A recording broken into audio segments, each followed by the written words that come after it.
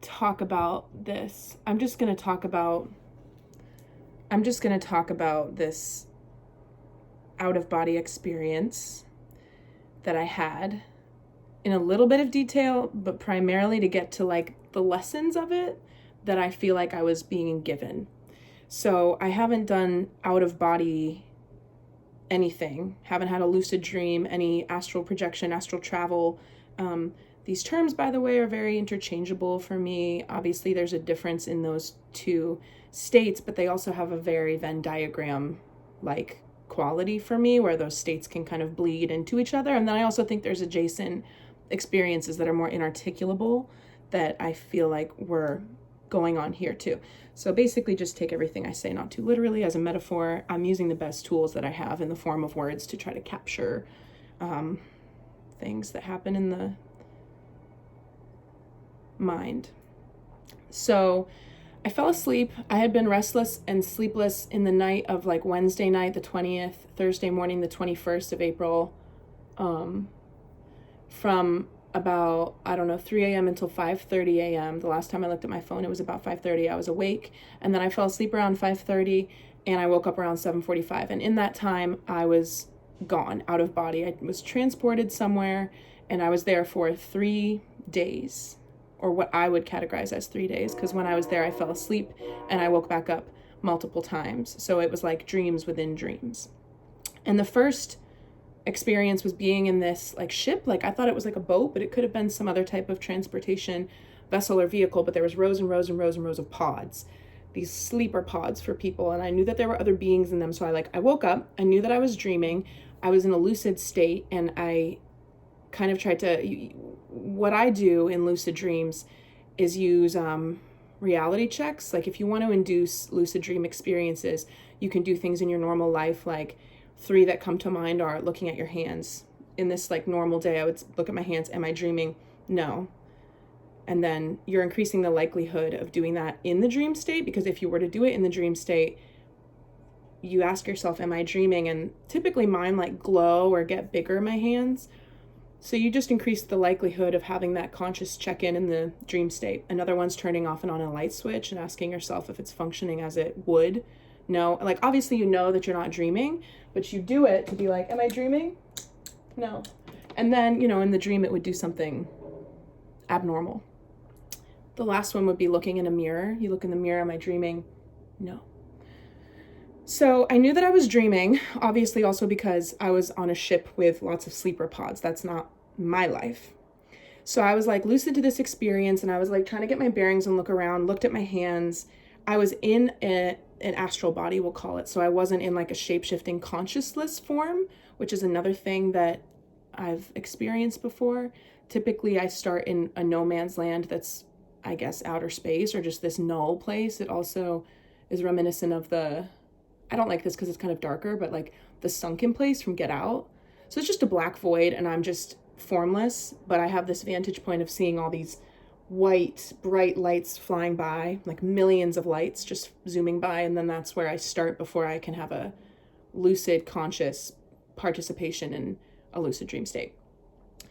But this was not that, and I proceeded to like remove myself from the pod and fell down. I didn't realize that they were shelves and shelves and shelves. So I fell, and then I like promptly lost consciousness again.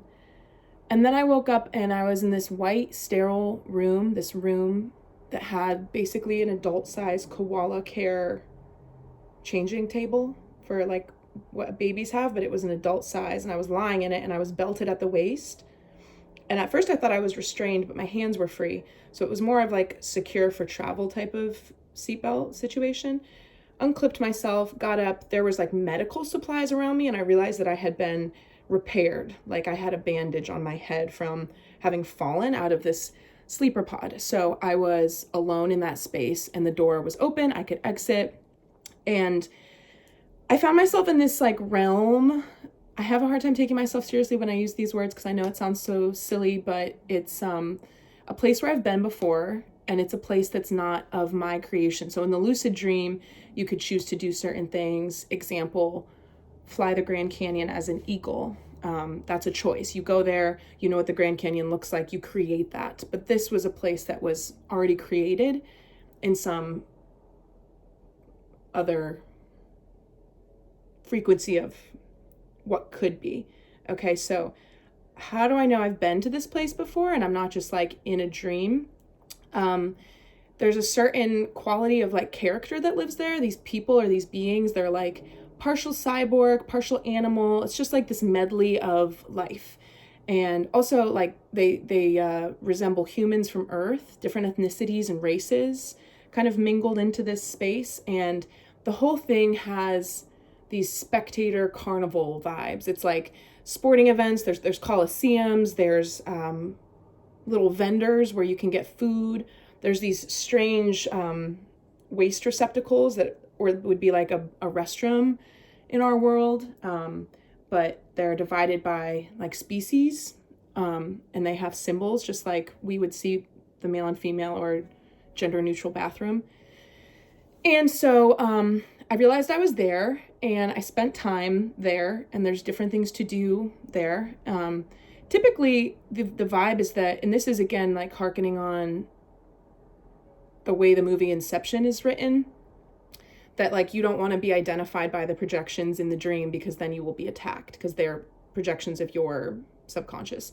It's kind of like that usually, but I didn't feel that way. So usually I want to go undetected, and in the times that I've been there before, people have like through engaging with beings or talking to beings or behaving in a way that I guess is not normal for these places, people will know that I'm not from there.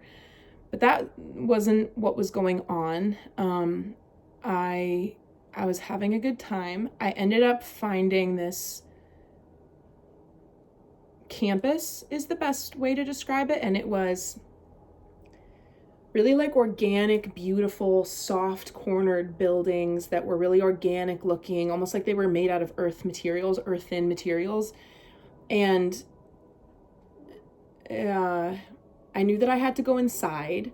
This was a part that, again, kind of using lucid dream, astral travel, astral realm, interdimensional out-of-body experience. Who knows? I kind of slipped more into a non-lucid state, so I was just dreaming at this point. I was seeing this rolling hillside, these beautiful buildings. I was in this campus, and I knew that I had to get inside to this one building. And I found an entrance, and I went in, and it was this auditorium style. Think of the courtrooms in Harry Potter where there's like risers and it's kind of like this round style. It was like that, but the lighting in those Harry Potter movies is very cold and severe. It was a lot warmer, a lot sunnier. It was nice, warm light. And there was all these beings in there, and they were people. They were human presenting to me, but they also reminded me of the Jerrys from the movie Soul. So they just had like fuzzy edges, I guess, fuzzy neon light edges in human shapes. And so I kind of recognized them. Like I felt like they were professors, like wise leaders. I felt like this whole environment was actually like a metaphor. Like I was being called into this meeting because some of them were familiar energies to me. So it could be like guides, spiritual counselors. I don't know exactly. I think I did at the time. I knew who they were, but I lost that recollection because when I woke up after this happened, I took like 4 voice memos and my alarm kept going off. So however long it takes between snooze cycles, like 9 minutes. I was talking in my phone for like 36 minutes. And even then I didn't remember all of the details of what had happened. So I kind of lost their identities, I guess, but it doesn't matter. So they were talking to me, explaining how in this state, out of body, you can slip in between lucidity and consciousness. And they were explaining how, and when they explained this, they split my consciousness. So I was being counseled by them in this auditorium space with the warm light, but I was also given the ability in another part of my mind to be dropped into a castle, as if I was first person player 1, I'm in this place. And I was looking in the castle, and they were describing to me that it's a projection, and if I believe that it's real, then you lose lucidity. And so this castle hallway turned into like a funhouse of mirrors. And over my shoulder, behind me, I could see in the reflection of the mirror that there was an ogre with a flail coming down the hallway. And this was like an exercise. So again, part of my mind was sitting with them, receiving this information, and the other part of my mind was going through this simulation or this demonstration. And so, as one does when one is being chased by an ogre with a flail, I started to run down the hallway. And because of that, the hallway started to morph and the whole thing accelerated and picked up pace. And it started to like flutter like an origami. Again, this is like the movie Inception. It's actually crazy how, maybe I've been thinking about Inception lately, so my projections were more reminiscent of that. But honestly, I think that movie's really well done. Really well done. Especially because of this next part. So I was running, and then they were like, but if you recognize, like, the more you lean into and give attention to the fear that you're experiencing, the more that fear will consume you and be the driving force in your experience. But if you know that it's not real, then you can collapse it and dissolve it immediately. And this is like the big point. It's like, because you're not physical, right? Physical earth, we have these objects. There's density here and there's matter. There's matter there too, but the density is different, okay? So I'm, again, like not sinking into the technicalities of these terms, but pretend this is our 3D world. 3D, that's a pretty commonly accepted way to talk about the physical world, the third dimension. This is just a different dimension where the density of matter, like the thought, the time it takes to manifest something, there's no buffer. Those things, that energy, it doesn't have to flow through all this matter to catalyze that matter into a result. It's instant manifestation, instant rendering. So as soon as I detached from the fear of the ogre and the chasing, as they were talking to me in the auditorium and as I was in the demonstration, it just collapsed like a house of cards. And I just came back together into one mind, present with them, understanding that information. And then for the next few days, because I was there for a few days in this out-of-body place, and I'm going to get to a couple very, very simple math calculations that I did to think about the relationship between how long I was asleep and how long I perceived myself to be in this space for.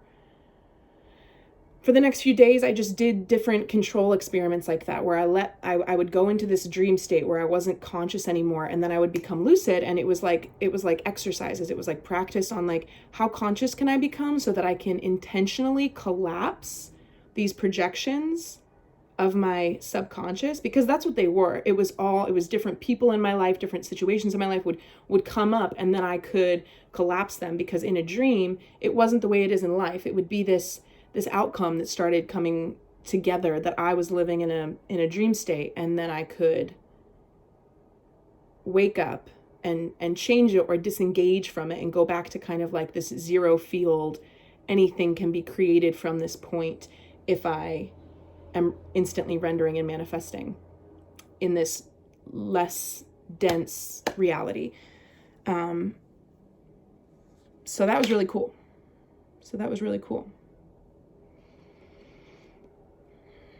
I wrote a lot about this. It took me a few days to process that, especially because, again, I think I already said this, but it's been since June or July since I've had any of these experiences, because I went through just a big transformation around my relationship to all this over the last summer. And I mean, I'm incredibly like seasonal, you know, I go into hibernations spiritually, creatively during the winter months, typically anyhow. So it feels right to me that this had it's starting to come back online, and I'm open to it. I was having, I don't want to like say like negative connotations words, but we'll just say like low vibrational experiences. Like things were just coming a little untethered, and it was not what one wants from, it was scaring me, basically. Okay, so I wrote about it. I took voice memos about it. And when I woke up, I was a little bit freaked out, because I was thinking about basically just the safety of my energy, the safety of my field. But like through processing the way that I have, I really feel like I was meant to be shown that lesson. The reason why.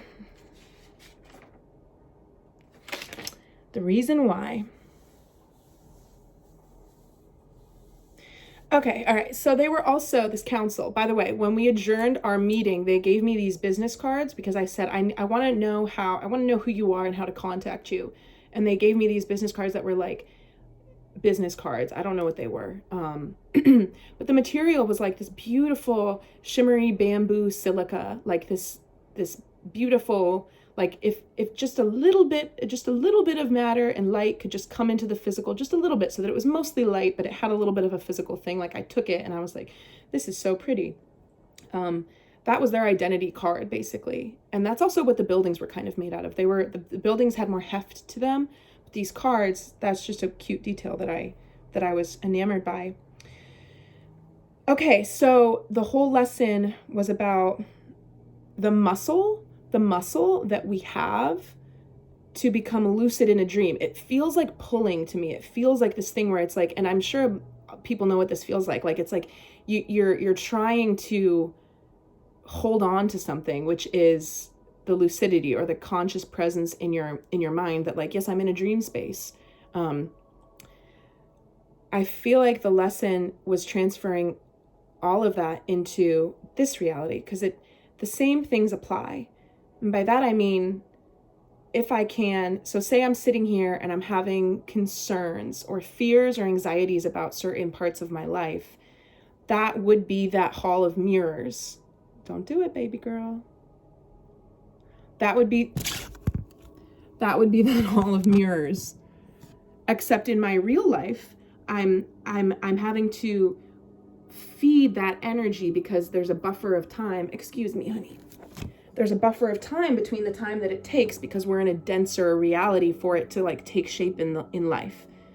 So it's taking time to crystallize, but a lot of people go through their lives like fearing the same things. It's like all about what you feed. You're this huge, bright battery of potential. And each and every day, this is why it's like, it's so nice to, it's like write gratitude lists and say affirmations because you're setting forth these little fireworks into the space and where they bloom and like it's going to take a while for them to have that reaction, like catalyze this matter. Like I believe, are not encouraged in this world to fully have this beautiful depth of understanding that's available to us of how much we author this world.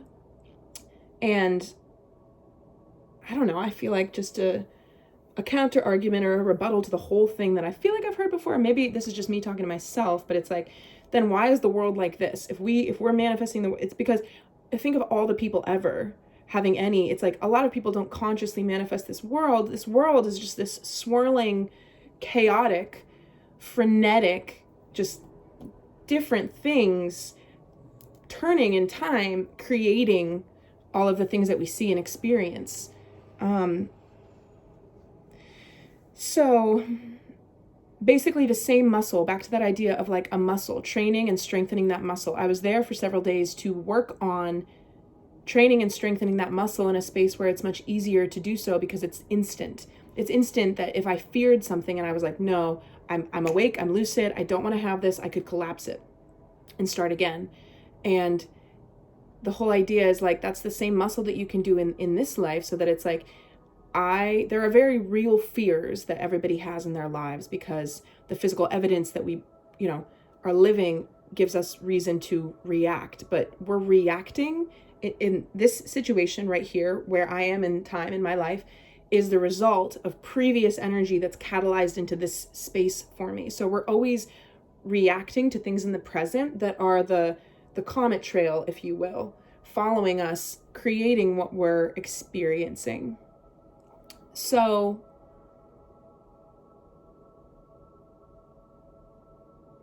I feel like it's easy to intellectually understand, but it's hard to do because you just have to constantly remind yourself, like, against all reason that's logical, quote unquote, in many people's points of view, you can collapse those fears, right? Because the only reason why certain circumstances persist, patterns, that type of thing in our lives is because you react to it, you activate it, you react to it, you activate it, you keep fueling it with your energy. Like, I like to peel the veneer off of everything in this life, like just peel off all the labels, all the faces, all the names, all the everything, and just see it as like organisms or batteries or cells, you know, positive and negative charges, everything just milling about. And if you're shining the spotlight of your attention in a certain corner, it will continue to be illuminated. So in life, you're conjuring to collapse or arise instantly. It's just that it has to move through the density to get here in time, our perception of time. And I'm going to get to this part too, the different calculations that I did. Okay.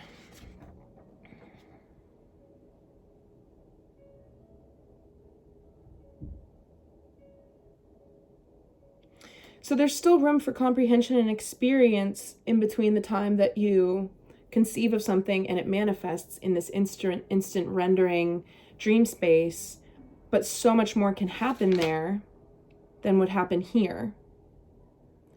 So what I did was I took from 5:30 a.m. to 7:45 a.m. That's 2 hours and 15 minutes. That's 135 minutes. And that's how long I was asleep for, but in my experience, I was there for 3 days. That's 72 hours. 72 hours. That is, I did this math. Where did it go? 4,320 minutes.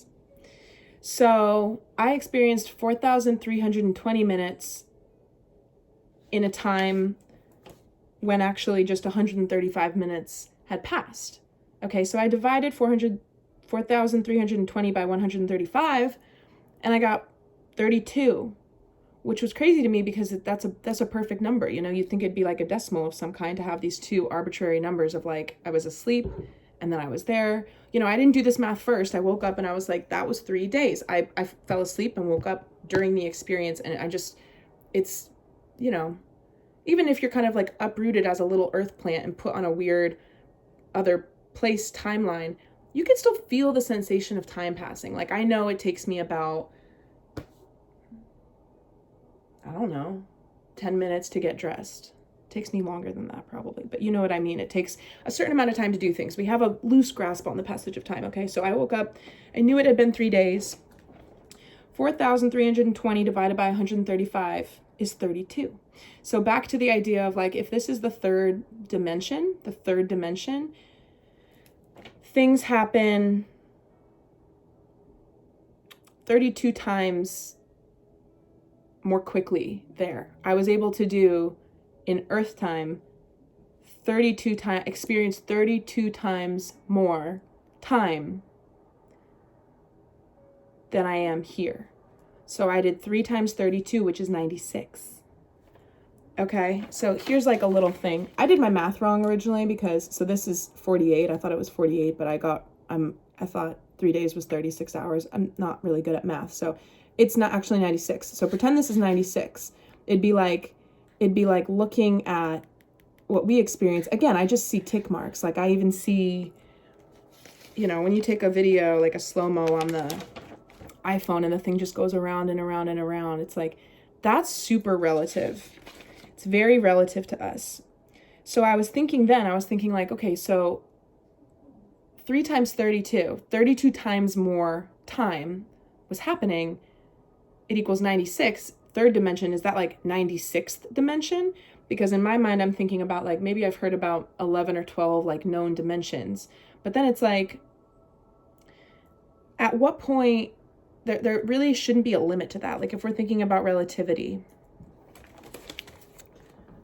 this structure, right? This pyramidal thing.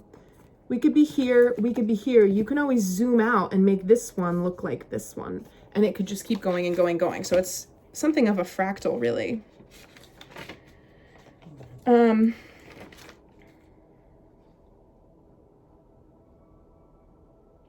Yes, and then again, like the movie Inception, the further you go, right? The further they go into those dream layers, the more happens the more that something happens, right? Like he grew a beard on the beach and he was there for years because he was like 5 levels in. I think that's so crazily depicted. All right, I'll read this page.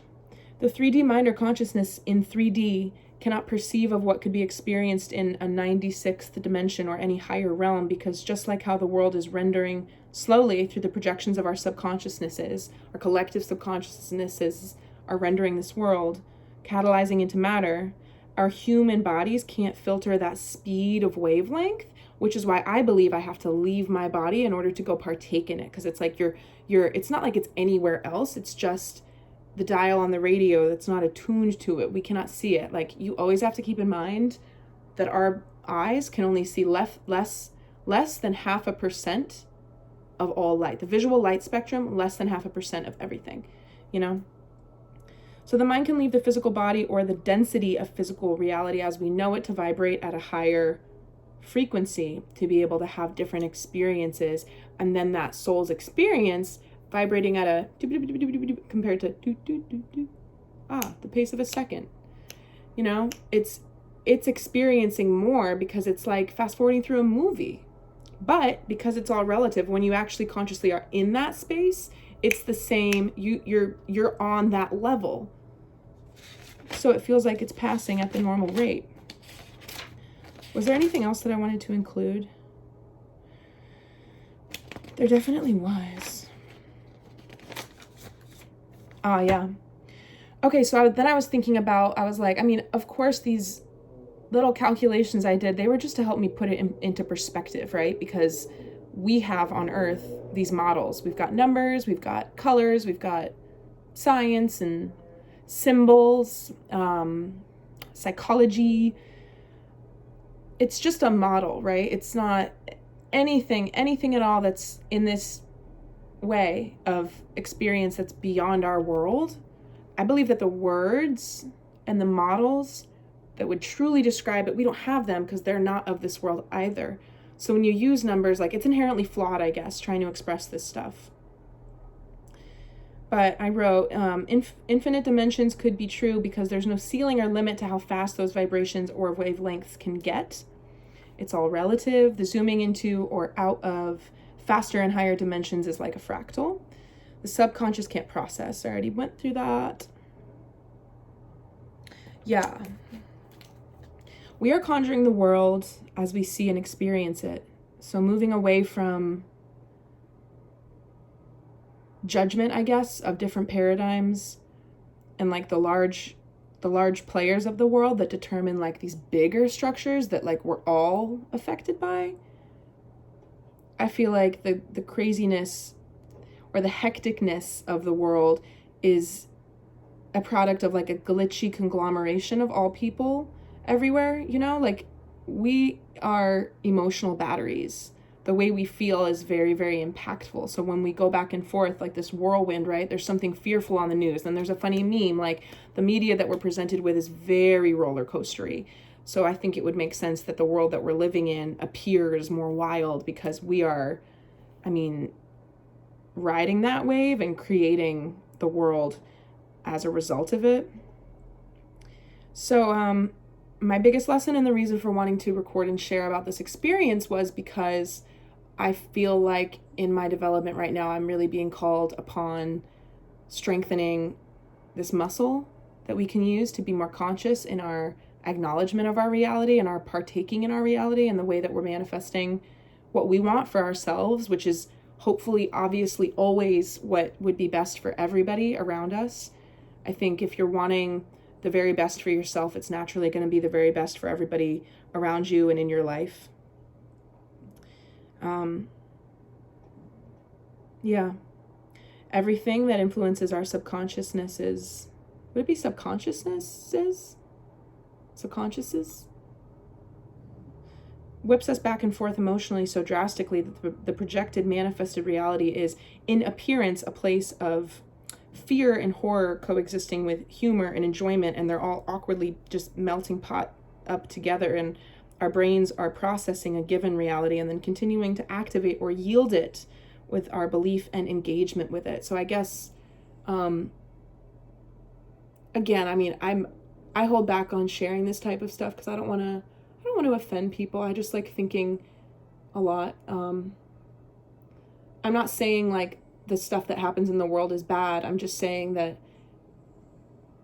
I guess in order to create a more peaceful, loving, beautiful world, life individually and world collectively, we could change the culture around dwelling on all the fear and horror and awful stuff in the world, because that's just part of perpetuating the delay and catalyzing more matter to that extent. Yeah, I don't know. The 0 point field, that place in that dream state where it was like very quiet, you know, it was almost like a vacuum, like no wind, no air, no nothing. It was like devoid of sense. And then as soon as a world was created and came up around me, everything clicks on. You know, you can hear again. There's like that slight whooshing of air around your ears that exists when you're literally anywhere. Like, I feel like we don't know what it's like to not have that, because we're always awake and breathing unless we're asleep.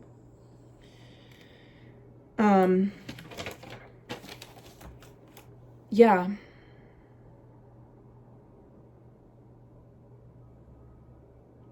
If anybody's interested in lucid dreaming, I really recommend doing reality checks where you're looking at your hands and asking yourself if you're dreaming, doing the light switch, looking in the mirror, asking yourself if you're dreaming.